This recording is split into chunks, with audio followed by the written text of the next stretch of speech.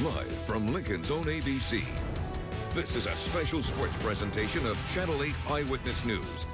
Now, it's time to go on the inside. Welcome to the post-game show. Well, Mike Riley said it, so we might as well get this thing going. Hello, everyone, and welcome to our On the Inside Spring Game special. I'm Brett Edwards alongside Peter Terpstra and Andrew Ward. It's time to break down the spring game in its entirety. We'll hear from Coach Riley in a minute, but first, let's see what happened in the game. That's right. It's not officially spring until we've had a ball game at Memorial Stadium. Mike Riley's in his second year as head coach, and he decided to put the offense against the defense in this year's spring game. The attendance, just a few shy of 73,000. First quarter, number one offense taking on the number 2 D, Terrell Newby. Running on the ground, 18 yards down to the 1. He would punch it in soon after. The offense would take a 10-0 lead with the wacky scoring system. He had 48 yards on 6 carries and a touchdown on the day. Later in the first, number 1 offense, 2 defense. And hey, how about the defense getting some points here? Armstrong incomplete to Brandon Riley. 3 and out off the hands of Avery Anderson, 10-8.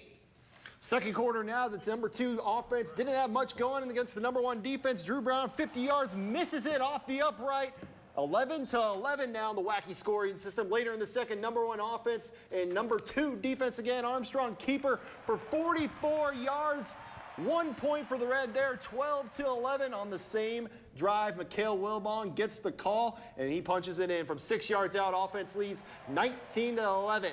Now, still in the second. Top defense versus the number 2 offense. Riker Fife's going to be snacked by Freedom Akinmolendoon.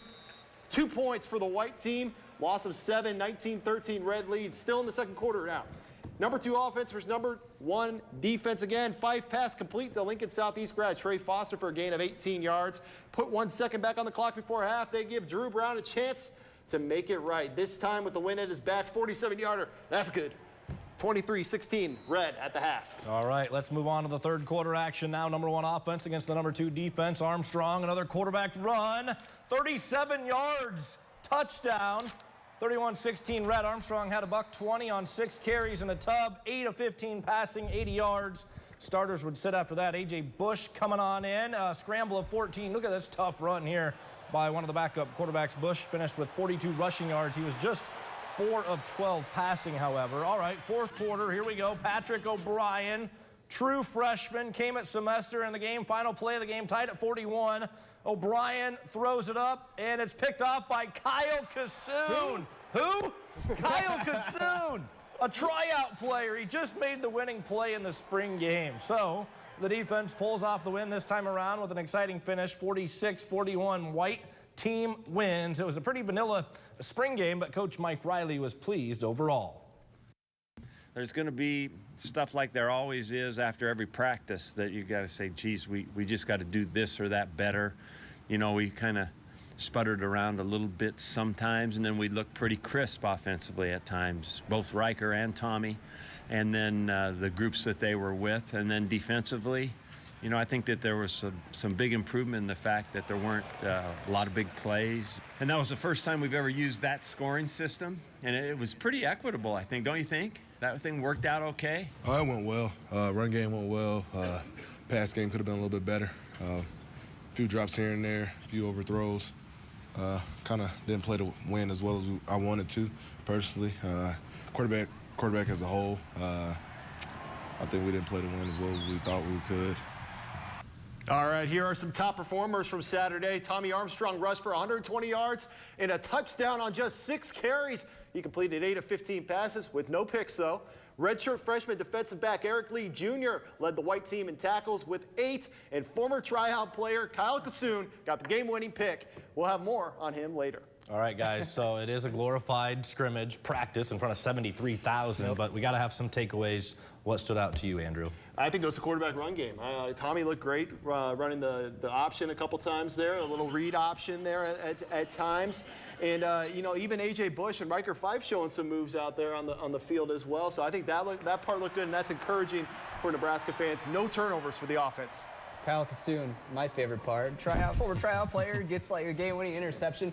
I love that he's so new to the team, we can't even get a picture of him for our graphic. Yeah. And not even a picture of him up on Huskers.com yet. But I tell you what, people are not going to forget that guy's name for a long time, and we will have more on that guy later. Yeah, definitely a special moment for him, but big picture-wise, there's a few players that are leaving the program. We'll get to plenty of that more later on in the show. Time to pay the bills. When we come back, we'll break down the offensive side of the football. Stay tuned.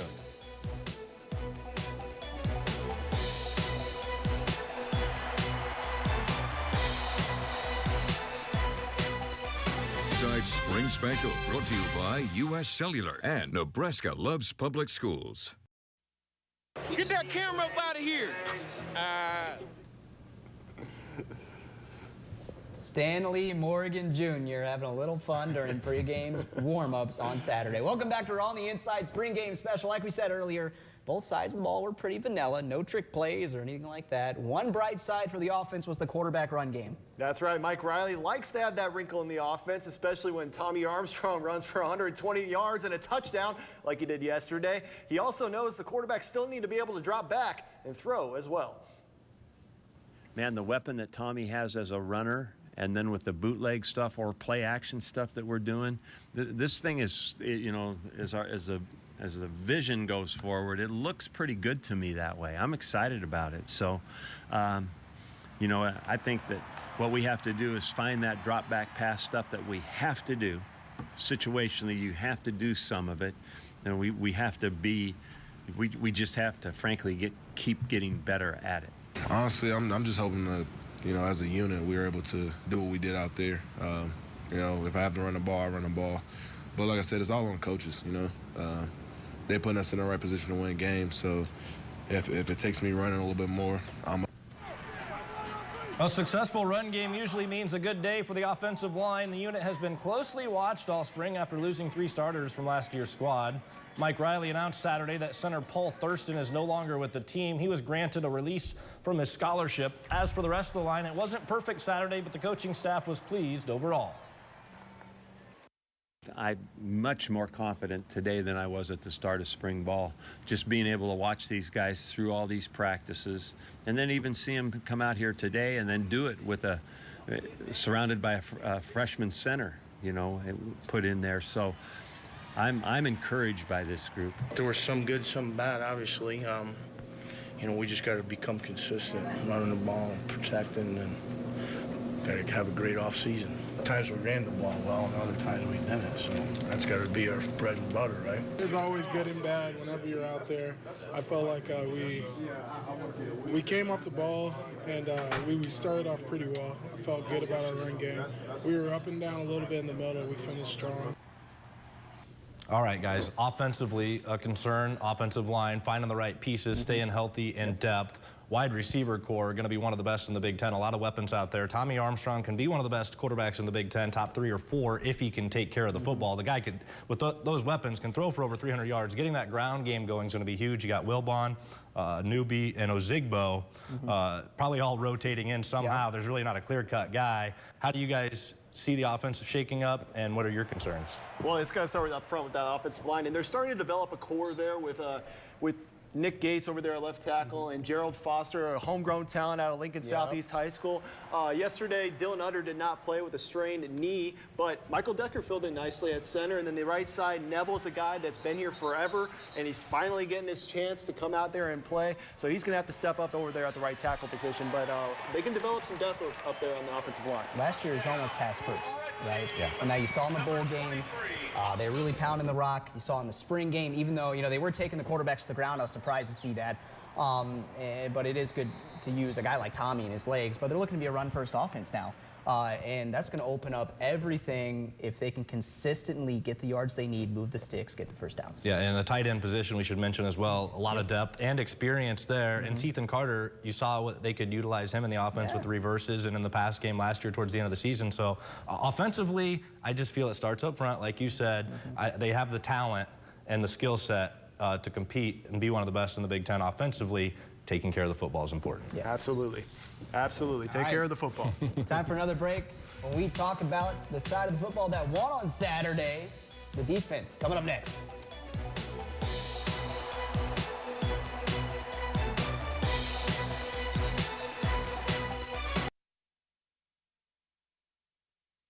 We won, so we're going to have to hit up Tommy and see where he's taking us out to dinner today. Hopefully Misty's. Give me a nice little steak. All right, we don't know if Tommy paid up last night, but we do know that we're back here. Welcome back to our On the Inside Spring Game special. The defense got the win in dramatic fashion yesterday, but there was some news that came out that could hurt the defense in the long run. That's right. Mike Riley announced that defensive tackles Greg McMullen and Kevin Williams are no longer with the team. McMullen hanging up the cleats to focus on grad school, while Williams is seeking a graduate transfer. Now, that's 4 defensive tackles that could have played this season but are not. With Malik Collins and Vincent Valentine declaring for the NFL draft, it leaves a huge hole in the defensive front. That's lots of opportunity for the younger linemen. It's obviously not easy to lose 4 defensive tackles in total that all had eligibility to come back, right? When you go back to Malik and Vince and now Greg, who's been playing inside, and Kevin. So, you know, you can't hide from that's not necessarily a good thing. But, you know, I'm going to look at it half full, right? And I'm really excited about the guys that we have that are going to be coming back. You know, it's going to be tough for the team just because, you know, Greg is one of those, you know, senior leaders, one of those, a lot of people who look up to Greg. You know, he's a good role model for everybody on the team. And, you know, he's a veteran player that when you get down, you know, fourth quarter, that's one of those guys you want to count on. You know, our D-line's going to need a lot of young guys to step up. You know, we're going to need a lot of depth in the D-line. With a lot of inexperience at defensive tackle, the Huskers will need to be disruptive in other ways. The defense did record 3 sacks yesterday, including one by Freedom Akinmolendoon. There were a lack of turnovers, though, in the game. That's good for the offense, not so good for the defense. Riley says turnovers will be key for both sides of the ball. The obvious goals for this team, when you look at our rankings in the Big Ten Conference last year, is that we cannot turn the ball over like we did, but we have to get some. And so for right now, with what we did for today, I'm just glad we didn't turn the ball over. And then we'll have to talk about the next part. I didn't think I forced any throws today downfield and just hit the check down. So I thought he's been telling me just to do that. So I thought he's probably like that, you know, just checking the ball down. I know the first unit did pretty well with eliminating deep balls, but I think overall the whole spring, I thought that, you know, all groups did real well in doing that. Now, who was the guy that had the only takeaway of yesterday's game? All right, Patrick O'Brien was picked off by Kyle Kassoon to win the game Saturday. Doesn't sound too familiar. That's because he was a tryout player. The Huskers held open tryouts, and Kassoon was the only player to make the roster. He had the big moment at Memorial Stadium Saturday, even though most of his teammates, they didn't even know who he was. I didn't know if I was going to even play in the spring game because I didn't know if everybody suited up and everything. So it was exciting to actually be out here and play and get some reps in and make that catch at the end there. That's pretty cool. It's bad, but I heard he just got on the team like maybe 2 weeks ago or something like that, so don't really know who he was. I was looking at his number and I was like, Jay Rose, I was like 14. I haven't seen a 14 in a while, but no, I don't know who he is. You know what? This is embarrassing, but I don't. I think he just joined the team 2 weeks, but he about to be the most popular guy tonight. So, my guy. Yeah, we're gonna find him out. We're gonna find who he is, and he will definitely be rewarded. I think that is just hilarious. Yeah. Guys didn't even know him, and here he is winning the game for the defense. Jay Rose, right? Jonathan Rose from last year. From last season. Wow. Good stuff. Hey, in all seriousness, let's talk about this defense now. A lot of with McMullen, Kevin Williams, Malik Collins, Vincent Valentine gone. They were going to be hurting at defensive line in experience and depth. Now it's even worse. Yeah, and then losing guys like Jack Gangwish last year, too, on the defensive end spot. They have just completely unfamiliar territory here. They're going to have to really rely on guys like Kevin Maurice up the middle there. And they're going to have to rely on those Davis twins, too, highly recruited out of Kansas City. Khalil and Carl Davis there. They're going to have to be able to play, and they're going to have to produce this season up front. And hopefully some of those young guys, they can develop some depth there as well. Boy, I did not see the McMullen thing happening. It was announced about a week ago that, hey, he's going to take some time off to try and get into grad school. The question was asked to Mike Riley, well, is he going to be back this entire spring? And it's kind of up in the air. And, you know, it's announced Saturday that he's really taken a different role in life. And, I mean, it's pretty cool. You know, it's not like this guy's leaving to go play football somewhere else. He was on the sidelines at the spring game. He's not abandoning his team. but he's doing something to better himself. Yep, absolutely. And guys, now all of a sudden, going into last year, the linebacking core was one of the most inexperienced, biggest question marks on the defense. Now, with Trent Bray coaching these guys up, they're experienced and they got a lot of depth and talent.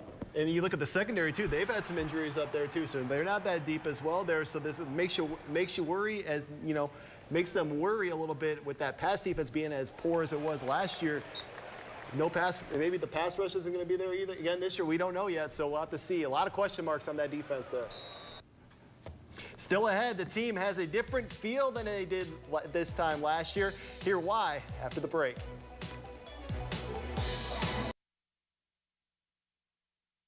All day. That's right, Mike Riley, all day, baby. Mike Riley from last week of practice showing the Channel 8 camera some love. This guy's becoming a one-liner machine.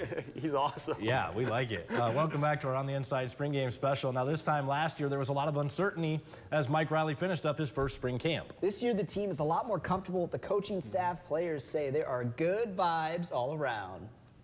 Last year was more of a teaching thing for them, just because, you know, you got to eliminate a playbook that you've been around for 3 years, and then you have to actually take a playbook that they're installing now and kind of throw away a lot of things.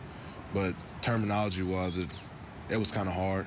This offseason, it was more of just, you know, learning from the past and just fixing those mistakes that we made last spring and last fall. You know, we're night and day from that. You know, last year, you know, we're still trying to learn level 1 of the defense and, you know, fundamentals, but now, you know, with Coach Bank coaching safeties, you know, Stu coaching the corners as a secondary, you know, communications helped us a lot, and that's one of the reasons that, you know, we were kind of up and down last fall, and I think that we've done a pretty good job over spring with communication and eliminating those big plays. All right, guys, all the players talking about being more comfortable this time last year. Go back to last December when Mike Riley was hired in early December. Fills his coaching staff, January? Yeah. Then you go into spring ball, learning a whole new playbook and offense, terminology. Heck, you might not even know who your position coach is at that time. And now here we are a year later. Things are more comfortable. Well, in the preseason or the pre-spring press conference, Brandon Riley said that he just tossed the ball to Trent Bray, the linebackers coach, thinking that he was a manager or something like that, just to give you an idea of how confused they were. But look at the job Trent Bray's done, and they bring in a guy this year, John Perella. He's coaching the D-line. A lot of work there to do, but with a guy like Trent Bray a young guy like Trent Bray showing what he could do with the linebacking core last year, you got to think that the position is bright there with John Perella. They have to make a jump, right? Had a losing season last year, and you'd expect a jump this season. Now, what comes into play is how big is that jump going to be? How many mistakes are they going to eliminate from last season? And recruiting, we can touch on that just a little bit. Trent Bray has done a great job recruiting for this coaching staff, and so is Keith Williams. And he's big on social media, as you guys know. He's pretty funny and gets a lot of recognition for his social media game. But that's huge for these young kids, and to see that. So just wanted to point that out. Those guys are doing a heck of a job recruiting. All right, coming up next, we'll take a look at what's ahead for the Big Red, and we'll give our final thoughts of the spring. Stay tuned. Inside Spring Special, brought to you by U.S. Cellular and Nebraska Loves Public Schools.